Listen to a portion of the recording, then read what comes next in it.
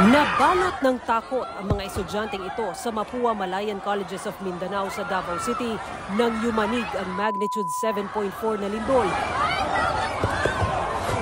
Dahil walang masilungan, mga upuan ang ginamit na proteksyon ng mga estudyante.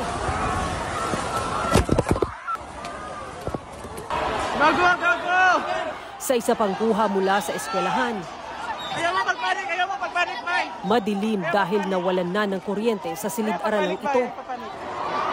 Kalma lang, boy.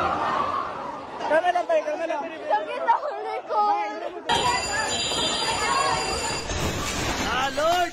Kita rin kung gaano kalakas ang lindol sa kuhang ito.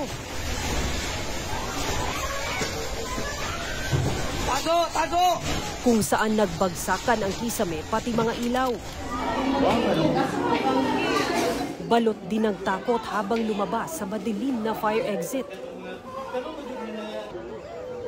Namis third floor, pinakataas, ganina. Sa labas ng mall, Grabe. humahagulgol sa takot ang kanilang mga kasamahang balot ng dumi ang uniforme.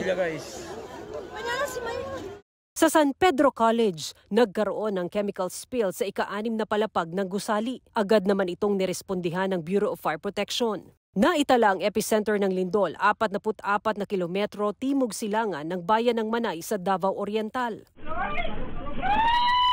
Ang lakas niyan, ramdam ng mga residente sa harap ng tindahang ito sa Barangay Rizal. Halos iwagayway na ng lakas ng pagyanig ang gate at mga paninda.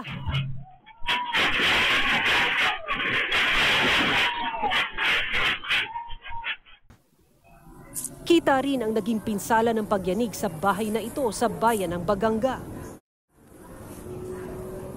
Pati na sa ilan pang mga bayan sa Davao Oriental na binisita ng BFP. May ilang pasyente rin ng Davao Oriental Provincial Medical Center ang inilikas muna sa labas ng gusali. Gayon din sa Southern Philippines Medical Center sa Davao City. Sa General Santos City, naglabasa ng mga estudyante ng paaralang ito. May mga inirescue rin matapos mahimatay. Kasunod ng nangyaring lindol, agad na naglabas ng tsunami warning ang PHIVOLCS sa mga coastal areas. Pero binawi rin ito bago mag-2:00 ng hapon.